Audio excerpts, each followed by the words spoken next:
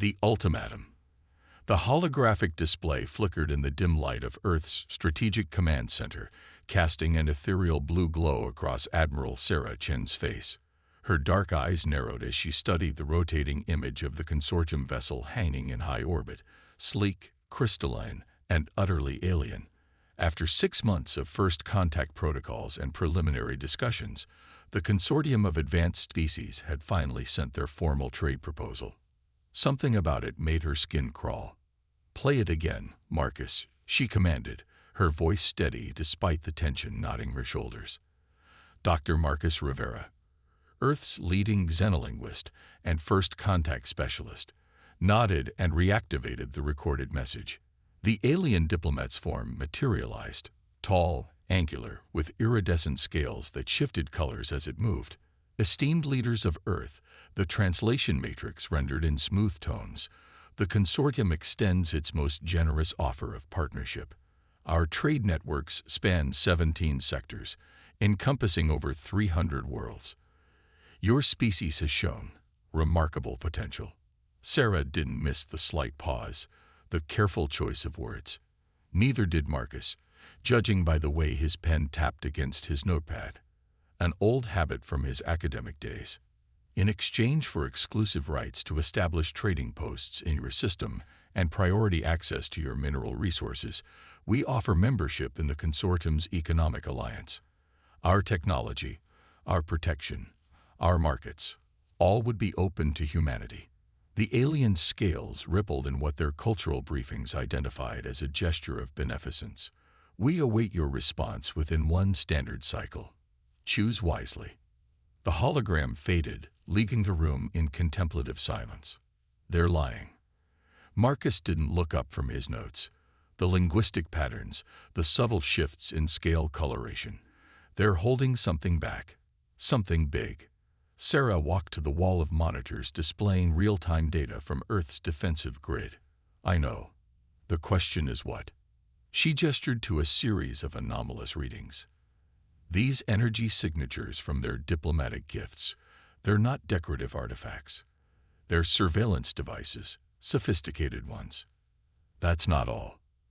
A new voice joined the conversation as Dr. Yuki Tanaka, head of Xenotechnology Analysis, entered the room. Her lab coat was wrinkled, suggesting another all-night research session. We've been analyzing their proposed trading post specifications. The power requirements are astronomical, far beyond what's needed for simple commerce. Sarah's expression hardened. Resource extraction. On an industrial scale, Yuki confirmed. The designs could be easily converted into mining and processing facilities. They could strip a continent bare in months. Marcus stood, pacing the room as he organized his thoughts. It fits with the patterns we've been seeing. The consortium approaches developing worlds, offers generous trade terms, and then he trailed off, pulling up data on his tablet. We've tracked 37 worlds that joined their alliance in the last decade. All of them experienced massive ecological changes within years. Sarah's hand clenched into a fist. They're not here to trade. They're here to take. But why the facade? Yuki asked. With their technology, they could simply take what they want. Because conquest is expensive, Marcus replied. Why fight when you can convince your targets to hand over everything voluntarily? It's colonialism on a galactic scale. Sarah turned back to the defensive displays, her mind racing through scenarios and contingencies. We need to bring this to the Security Council. But first, she activated the secure communication system. I want every ship we have on high alert, quietly. If they're watching us through those gifts, let's not show our hand. What about their deadline? Yuki's question hung in the air. We'll use it, Sarah decided. Marcus, I need everything you can give me on their diplomatic protocols, their cultural taboos, their weaknesses. Yuki, keep analyzing their tech. Find me something we can use as leverage. And if they don't take rejection well? Marcus asked. Sarah's smile was sharp as a blade. Then they'll learn what humanity does when backed into a corner. Contact our allies in the belt. If we're seeing this correctly, We're not the only ones who've been approached by the consortium. It's time to compare notes. Over the next 48 hours, Earth's leadership worked tirelessly. Sarah coordinated with military commands worldwide, while appearing to engage in routine exercises. Marcus and his team decoded years of intercepted consortium communications, revealing a pattern of exploitation that spanned centuries. Yuki's analysis exposed critical vulnerabilities in consortium technology. Their reliance on certain rare elements made them far more dependent on resource extraction than they wanted anyone to know. When the Security Council finally convened, Sarah stood before the world's leaders with a comprehensive plan. The holographic displays showed military readiness, economic projections, and diplomatic scenarios. But it was her words that captured their attention. "The consortium doesn't see us as partners," she declared. "They see us as resources to be harvested. But they've made a critical mistake. They assume because we're young, we're naive. Because we're less advanced, we're less aware. They don't realize that humanity's greatest strength isn't our technology or our resources. It's our ability to recognize patterns, to learn from history, to stand together when threatened." She paused, letting her gaze meet each council member's eyes. "We have a choice. We can submit, become another depleted world in their empire. Or we can show them that humanity doesn't bow to threats, no matter how elegantly they're phrased." The council chamber erupted in discussion, but Sarah could see the determination in their faces. Humanity had faced extinction-level threats before, had pulled together to overcome climate disaster, had reached for the stars despite every obstacle. It wouldn't stop now. As she left the chamber, Marcus fell into step beside her. "The consortium's deadline is in 12 hours. What do you think they'll do when we reject their generous offer?" Sarah's expression was grim but confident. "They'll try to pressure us, demonstrate their power. But we'll be ready." She activated her comm unit. "Because when they do, they'll find out something their surveillance couldn't tell them. Earth doesn't stand alone anymore." On screens across the planet, ships were moving into position. Not just Earth's fleet, but vessels from Mars colonies, belt mining operations, and outer system settlements. Humanity had spread through its solar system not through conquest, but through cooperation and shared determination. Each settlement, each colony, each mining operation had its own story of survival against the odds.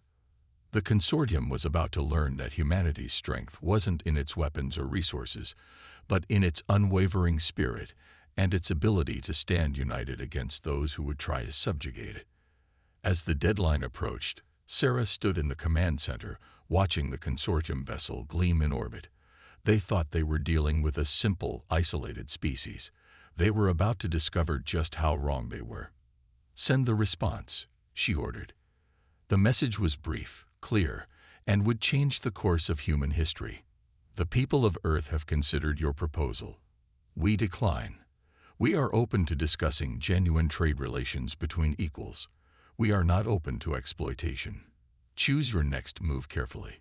The game was set. Now they would see how the consortium handled opposition from those they considered inferior. Sarah had a feeling they were in for a surprise. As Marcus often said, humanity's greatest weapon wasn't its technology or its resources. It was its ability to recognize patterns and learn from them. The pattern of the consortium's behavior was clear.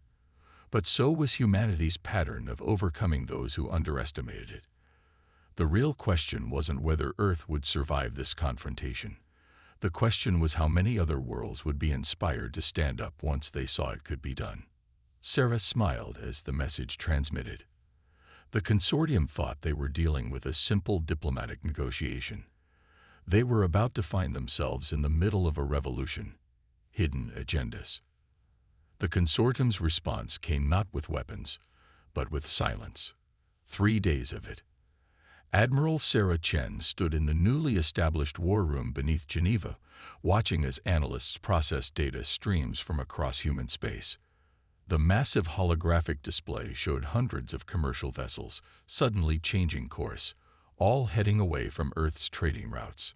"Economic isolation," Dr. Marcus Rivera observed, his voice tight. Classic opening move.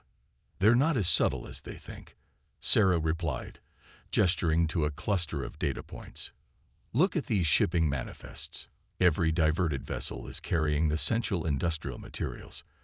They're trying to choke our manufacturing sector. Yuki Tanaka burst into the room, her tablet projecting a cascade of technical data. We've cracked their secondary encryption layer, she announced, dark eyes bright with triumph. You need to see this. The central display shifted, showing communications between consortium members. The translations were rough, but the intent was clear. Sarah's jaw clenched as she read. Preliminary resource survey complete, she read aloud. Human civilization occupies optimal extraction zones. Recommended solution. Induced economic collapse followed by humanitarian crisis. Standard procedure for primitive resistance. Marcus swore softly. They've done this before. Multiple times. Pull up the stellar coordinates mentioned in these reports, Sarah ordered. The galaxy map expanded, highlighting dozens of systems. Cross-reference with known cases of civilizations that accepted consortium membership. The pattern emerged like a cancer spreading across space. World after world had followed the same trajectory. Economic pressure, manufactured crisis, then desperate acceptance of consortium aid that stripped them of autonomy and resources. But look at this, Yuki interjected, highlighting a particular section of data. Their resource extraction technology has a critical weakness. It requires massive amounts of element 310 to function. The same element they're supposedly offering us in trade, Marcus noted, understanding dawning in his eyes. Sarah smiled grimly. They're not just running out of easy targets. They're running out of the very element they need to maintain their empire. She turned to her colleagues. Get me everything we have on element 310 synthesis and contact the belt operations, quietly. Over the next week, as the consortium's economic noose tightened, humanity showed why it was dangerous to underestimate them. Belt mining operations, previously seen as scattered and competitive, revealed themselves to be a highly coordinated network. Mars colonies, thought to be dependent on Earth, demonstrated remarkable self-sufficiency. But the real surprise came from Dr. Rivera's team. Working around the clock, they didn't just decode consortium communications, they cracked their cultural codes. Their entire society is built on facades, Marcus explained during an emergency Security Council session. The appearance of strength is more important than strength itself. They've never faced a species that called their bluff because they've never given one the chance to prepare. Sarah took over the briefing. Our deep space probes have identified 17 worlds currently under consortium control that are showing signs of resource depletion. 3 of them have already begun experiencing environmental collapse. The consortium isn't an alliance. It's a pyramid scheme on a galactic scale. The council chamber erupted in discussion, but Sarah wasn't finished. We've also detected encrypted distress signals from at least 5 member worlds. They're looking for a way out, but they lack the resources to break free. And now we know why they targeted Earth, Yuki added, bringing up her latest analysis. Our solar system contains the largest known deposits of element 310 in this sector of space. We're not just a target. We're their last hope for maintaining control. The implications were staggering. Earth wasn't just fighting for its independence. It was sitting on the key to unraveling an empire. But the consortium wasn't finished. As if sensing humanity's growing understanding, they changed tactics. Ships began appearing at the edge of the solar system. Not warships, but refugee vessels, claiming to carry humans who had been working in consortium space. A Trojan horse, Sarah declared, reviewing the sensor data. Those ships are carrying more than refugees. The power signatures match their mining technology. Marcus nodded grimly. They're trying to establish a foothold under the guise of humanitarian aid. If we turn them away, we look cruel. If we accept them, we let them slip their infrastructure right past our defenses, Yuki finished. Sarah's response was to activate a secure channel to the belt colonies. Within hours, independent mining ships moved to intercept the consortium vessels, offering to assist them with proper quarantine procedures. The message was clear. Humanity's space wasn't as undefended as it appeared. But the real masterstroke came from an unexpected source. Dr. Rivera's linguistic team had been working on more than just translations. They had crafted a message, encoded in the consortium's own cultural symbolism, and broadcast it across their communication networks. The message was simple. Earth knew about the resource crisis. Earth knew about the failing worlds. Earth was willing to discuss genuine cooperation, but only with individual worlds, not the consortium as a whole. Divide and conquer, Sarah mused, watching as the message propagated across space. But with diplomacy instead of force. The response was immediate. Consortium communications erupted with internal accusations and panic. Worlds that had been stripped of resources began demanding answers from their supposed protectors. The facade of unity cracked. They'll have to respond soon, Marcus warned. This kind of challenge to their authority can't go unanswered. Sarah nodded, reviewing the latest fleet positions. Earth's ships were dispersed but ready, hidden among civilian traffic and asteroid fields. The belt colonies had transformed mining platforms into defensive positions. Mars had revealed long-hidden military installations. Let them come, she said quietly, because when they do, they'll find out something their surveillance never detected. She gestured to the display showing Earth's preparations. We've been ready for this fight since long before they arrived. As if in response, new signals appeared at the edge of the system. The consortium was mobilizing its fleet. The economic pressure hadn't worked. The humanitarian gambit had failed. Now they would show their true face. But humanity was done playing by their rules. The real question wasn't whether Earth would survive. It was how many other worlds would seize this chance to break free. The stage was set for a confrontation that would reshape galactic politics, and humanity, the supposedly primitive species that should have been an easy target, was about to demonstrate why it was dangerous to mistake patience for weakness. The confrontation. The consortium's warfleet emerged from hyperspace in a display of overwhelming force. 30 capital ships, their crystalline hulls refracting sunlight like artificial stars, arranged themselves in attack formation at the edge of Earth's solar system. In Geneva's war room, Admiral Sarah Chen watched the tactical display with calculated calm. Right on schedule, she murmured, noting how the alien ships positioned themselves to cover major approach vectors to Earth, and exactly where we wanted them. Dr. Marcus Rivera studied the fleet formation, his experienced eyes picking up subtle details. Their ships are arranged in traditional consortium power display patterns. It's ceremonial as much as tactical. Pride, Sarah noted, their greatest weakness.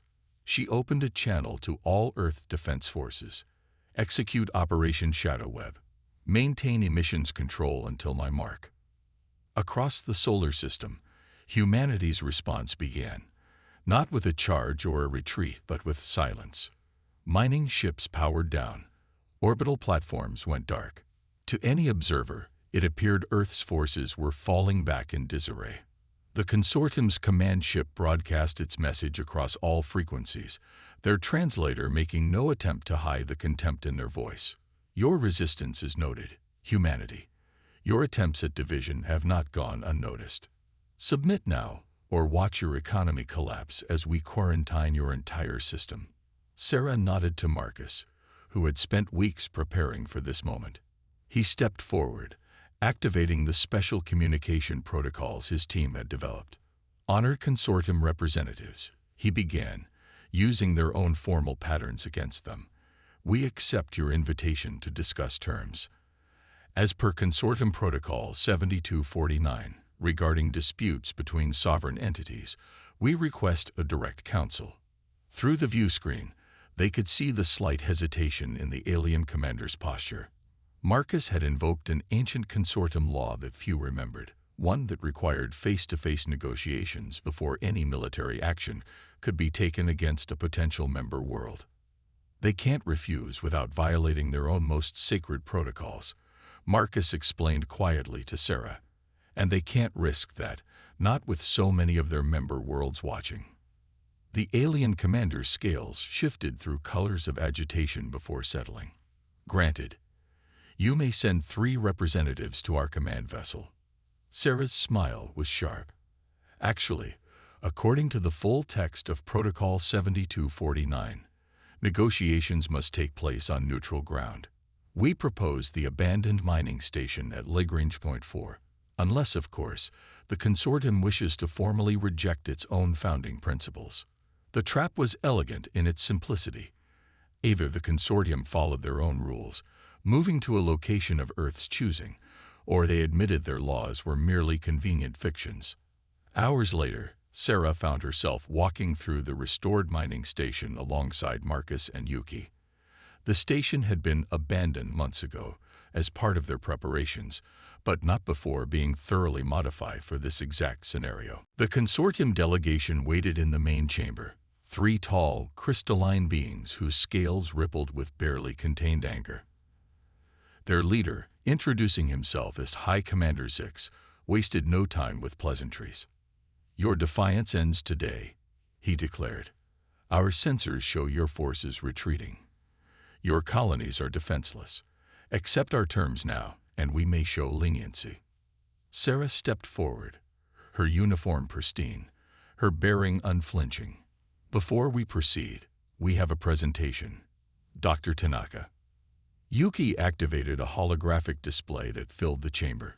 It showed detailed scans of consortium worlds, specifically the environmental damage caused by their mining operations. "We've analyzed the rate of resource depletion across your territory. At current consumption levels, your entire economic system will collapse within 5 years." The alien scales flickered in patterns of shock and rage. "How dare you? We're not finished." Sarah cut in. "Dr. Rivera." Marcus activated another display, showing decoded communications between consortium member worlds. "Your subjected worlds are already aware of the crisis. They're just waiting for someone to prove you're not invincible." High Commander Zix's voice turned to ice. "If this is your attempt at negotiation—" "This isn't a negotiation," Sarah interrupted. "This is a demonstration." She pressed a small control on her wrist. Across the solar system, humanity's true preparations revealed themselves. Asteroid fields came alive with hidden defense platforms. Seemingly abandoned mining ships powered up, revealing military-grade weapons, and from behind Mars emerged Earth's actual fleet, which had been concealed by the planet's magnetic field. "You saw what we wanted you to see," Sarah explained. "A primitive species, falling back in fear. What you missed was 3 years of preparation, starting the moment our deep space sensors detected your first scout ships." The tactical display updated, showing the consortium fleet surrounded on all sides. They had been so focused on intimidating Earth that they had failed to secure their flanks. "But we're not here to threaten you," Sarah continued, her voice level. "We're here to offer you a choice. Real choice, something you've denied your member worlds for centuries." She nodded to Yuki, who revealed their final display. A new method for synthesizing element 310, developed by combining Earth science with stolen consortium data. "Your empire is built on controlling this resource," Sarah said. "But we can show your member worlds how to produce it themselves. Unless..." "Unless?" Zix demanded, scales now showing patterns of fear mixed with desperate calculation. "Unless the consortium is willing to transform, to become what it claims to be, a true alliance of equals, with Earth as a founding member of the new compact." The chamber fell silent as the implications sank in. The consortium representatives conferred in their native language, their scales shifting through complex patterns of debate. Finally, Zix turned back to them. "You understand that even discussing such terms is unprecedented." "We understand that survival sometimes requires unprecedented actions," Marcus replied smoothly. "And if we refuse?" Sarah's expression remained neutral. "Then we release everything. The synthesis process, the evidence of your exploitation, all of it. And we demonstrate to every world under your control that resistance is possible." She let that sink in before continuing. But we'd prefer to work together. Earth doesn't want an empire. We want partners, allies, real ones. The confrontation had reached its pivotal moment. In the silence that followed, the future of not just humanity, but countless worlds hung in the balance. The consortium had come expecting to find a primitive species ready to be dominated. Instead, they found themselves faced with a choice: adapt or collapse. And in the depths of space, watching through hidden sensors, the oppressed worlds of the consortium waited to see if humanity had actually done the impossible, forced their overlords to negotiate as equals. The game wasn't over, but the rules had changed forever, and humanity had proven that intelligence, preparation, and unity could overcome even the most seemingly insurmountable odds. Breaking points. The silence aboard the mining station lasted exactly 37 seconds before High Commander Zix's scales erupted in a pattern that the human delegation's translators couldn't quite process. It was, as Marcus would later note, the alien equivalent of hysterical laughter. "You think," Zix said, each word precisely measured, "that we would surrender centuries of power because of your threats?" Sarah Chen remained perfectly still, her expression unchanged. Not threats. Options. The station's lights flickered briefly, a predetermined signal. Across the solar system, humanity's carefully orchestrated plan entered its next phase. "Your fleet is impressive, humans," Zix continued. "But do you truly believe?" The commander's words cut off as new signals flooded the communication channels. From deep within consortium space, encrypted transmissions began pouring in. Dr. Yuki Tanaka's team had spent months planting the seeds for this moment, and now they were bearing fruit. 67 worlds, Yuki announced, reading from her datapad, all reporting successful synthesis of element 310 using our process. The information packets we prepared were received and implemented exactly as planned. The consortium delegation's scales shifted to a deep, alarming purple. "Impossible," one of them whispered. "We knew you wouldn't negotiate in good faith," Sarah explained, her voice calm. "So we made sure we wouldn't have to. While you were positioning your fleet to intimidate us, we were teaching your subject worlds how to break free from their dependence on you." Marcus stepped forward, activating a holographic display that showed worlds across consortium space lighting up with activity. "Did you really think Earth's ships were retreating these past weeks? They were delivering knowledge, hope, something far more dangerous to your control than any weapon." The station's main display came alive with transmissions from dozens of worlds. Some were formal declarations of independence. Others were demands for new terms of membership. All of them shared one common thread. They knew the consortium's power was built on a foundation of lies. High Commander Zix's composure finally cracked. "You have no idea what you've done. The chaos you've unleashed. We know exactly what we've done." Sarah interrupted.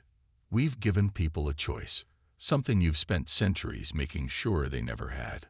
But the consortium had one last card to play. Zix activated a communication device, and the human delegation watched as massive warfleets emerged from hyperspace near several rebellious worlds. "You may have given them hope," Zix said, scales now showing something akin to satisfaction. "But we still have the power to crush it." Sarah's response was to nod to Yuki, who pressed a sequence of commands into her tablet. Across consortium space, their warships suddenly found themselves without power. Emergency systems engaged, keeping life support active, but weapons and propulsion were completely offline. "Did you think we only shared the element 310 synthesis process?" Yuki asked, allowing herself a small smile. "We also share our analysis of the fundamental flaws in your ship designs, flaws that we learned to exploit months ago." The revelation hit the consortium delegation like a physical blow. Their scales cycled through patterns of shock, rage, and finally, something that looked remarkably like fear. "Your empire isn't just built on resource control," Marcus added. "It's built on the illusion of invulnerability. What happens when both of those disappear at once?" The answer came in the form of more transmissions, Worlds that had been hesitant were now openly declaring their independence. Ships from various species were moving to protect newly liberated planets. The carefully maintained structure of consortium power was unraveling in real time. "You have a choice," Sarah said, addressing Zix directly. "You can try to maintain control through force, spending the next decades fighting brushfire rebellions across your territory. Or you can do what we suggested from the start. Help us transform the consortium into something new, something better." She gestured to the displays showing the spreading revolution. "This isn't just about Earth anymore. This is about every species that's ever been exploited, every world that's been stripped of resources, every people who've been told they had to submit to survive." The chamber fell silent as the implications sank in. The consortium's representatives huddled together, their scales shifting through complex patterns as they debated in their native language. The translation matrix caught fragments. Unprecedented. Collapse. Adaptation. Finally, Zix turned back to the human delegation. "Your strategy was comprehensive." "We had good teachers," Sarah replied. "Your own history showed us exactly what not to do. And if we agree to your terms, to this transformation, then we work together to prevent chaos," Sarah said. "We help stabilize the transitioning worlds. We implement sustainable resource management. We build something that can last." The stakes were clear. The consortium could either adapt or watch their empire tear itself apart. They had spent centuries believing that their technological superiority made them invincible. Now they were learning that technology wasn't everything. Strategy, unity, and the fundamental desire for freedom could overcome even the most advanced weapons. As the negotiations continued, signals kept pouring in from across known space. World after world was choosing to stand up, to demand better. The revolution that humanity had sparked wasn't being fought with weapons, but with ideas, with hope. In the war room back on Earth, analysts watched as the galactic power structure shifted in real time. Centuries of carefully maintained control were being undone not by force, but by the simple act of showing people they had a choice. The game wasn't over. There would be resistance, attempts to maintain power, perhaps even conflict. But the old order was crumbling, and from its ashes, something new had the chance to emerge. Something built not on domination, but on cooperation. And it had all started because humanity, when faced with an overwhelming force, had chosen to think differently, to fight not with ships and weapons, but with knowledge and unity. The galaxy was changing, and Earth, the supposedly primitive world that should have been an easy conquest, had proven itself to be something else entirely. A catalyst for revolution, a symbol of resistance, and perhaps most importantly, a testament to the power of choosing one's own path. A new dawn. 3 months after the confrontation at the mining station, Admiral Sarah Chen stood before the newly formed Galactic Assembly. The massive chamber, constructed in neutral space, housed representatives from over 200 worlds, former consortium members, independent systems, and dozens of newly liberated civilizations. Gone were the crystalline thrones and hierarchical arrangements that had characterized consortium gatherings. Instead, the chamber was arranged in concentric circles, with every delegation positioned as equals. It was, Sarah reflected, a physical representation of the change humanity had helped bring about. "The transition hasn't been easy," she began, addressing the assembled representatives. "But it has been remarkable." Behind her, holographic displays showed the progress of what historians were already calling the Great Liberation. Worlds that had been stripped nearly bare were implementing Earth's Element 310 synthesis protocols.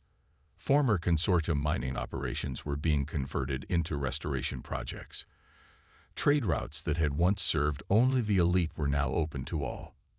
Dr. Marcus Rivera, now serving as Earth's chief diplomatic liaison, stepped forward to join her. "What we're witnessing isn't just the end of an empire," he said. "It's the birth of something unprecedented. A true alliance of species, working together not out of fear or coercion, but out of shared purpose. The evidence was visible in the chamber itself. Former consortium enforcers sat alongside the worlds they had once oppressed, their scales showing patterns of humility rather than dominance. Species that had been deliberately kept isolated from each other were forming cultural and scientific exchanges. Dr. Yuki Tanaka's presentation drew particular attention. The technological sharing program she had helped establish was producing innovations at an astounding rate. When worlds were allowed to collaborate freely, it turned out, progress accelerated exponentially. The old consortium believed that control was necessary for stability. Yuki explained, showing charts of rising prosperity across formerly exploited systems. But we're proving that cooperation achieves far more than coercion ever could. High Commander Zix, now simply Representative Zix, rose to speak. The former consortium leader's scales showed colors that the translators now recognized as acceptance tinged with wonder. We spent centuries believing we were shepherding lesser species towards civilization, Zix admitted. Instead, we were holding back the very progress we claimed to promote. Humanity showed us not just our failures, but a better path forward. Sarah watched as heads nodded, or their species equivalent, across the chamber. The victory hadn't come from destroying the consortium, but from transforming it. From showing that there was strength in genuine alliance, in treating others as equals rather than subjects. The Assembly's first major act was to ratify the Charter of Mutual Development. Its principles were simple but revolutionary. All member worlds would have equal access to technological and scientific discoveries. Resource extraction would be conducted sustainably and with local consent, and military forces would be maintained for defense rather than dominion. But our work is just beginning, Sarah reminded the Assembly. There are still worlds suffering from centuries of exploitation. There are species who need help rebuilding, ecosystems that need restoration, trust that needs to be earned. Marcus stepped forward again, which is why Earth proposes the establishment of the Restoration Corps, a combined scientific and humanitarian mission, drawing experts from all member worlds, not to impose solutions, but to share knowledge and resources where they're needed most. The proposal passed unanimously. Within days, ships that had once carried weapons and mining equipment were being refitted to carry scientists, doctors, and environmental specialists to worlds in need. Back in Geneva's command center, now serving as Earth's coordination point for the new alliance, Sarah watched the galaxy map with pride. Points of light representing member worlds pulsed with activity, connected by new trade routes and communication channels. Did you ever think it would turn out like this? Marcus asked, joining her at the display. Sarah smiled. That humanity would help overthrow an interstellar empire without firing a shot. That we'd end up leading a peaceful revolution just by showing people they had a choice. She shook her head. No, but that's always been humanity's strength, hasn't it? Seeing possibilities others miss. And adapting, Yuki added, entering with new data streams showing the latest technological breakthroughs from member worlds. The consortium thought their technology made them superior. They never understood that true advancement comes from sharing knowledge, not hoarding it. The evidence was undeniable. In just 3 months of open cooperation, member worlds had made more progress in sustainable resource development than the consortium had achieved in centuries of controlled research. We're getting reports from the deep survey teams, Marcus said, pulling up a new set of transmissions. They found signs of other civilizations beyond consortium space, species that might be ready for contact. Sarah studied the data thoughtfully. Then we'll do it right this time. No exploitation, no domination. Just an honest offer to join something greater than themselves. The galaxy was changing, transforming from an empire built on fear into an alliance founded on hope. And humanity, the species that should have been just another conquest, had proven itself to be something else entirely, not just a member of the galactic community, but a catalyst for its evolution. As Sarah looked out at the stars, she knew that this wasn't an ending, but a beginning. The real challenge wasn't in overthrowing an empire, but in building something better in its place, something that could last. The price of freedom had been high, not in lives or resources, but in the courage to think differently, to stand firm, and to believe that even the most entrenched systems could change if shown a better way. And as ships from 100 worlds worked together to heal the scars of the past, it was clear that the price had been worth it. The galaxy was free, and its future was brighter than ever. Not because humanity had conquered or dominated, but because they had done something far more powerful. They had inspired hope, and in doing so, changed the course of galactic history forever.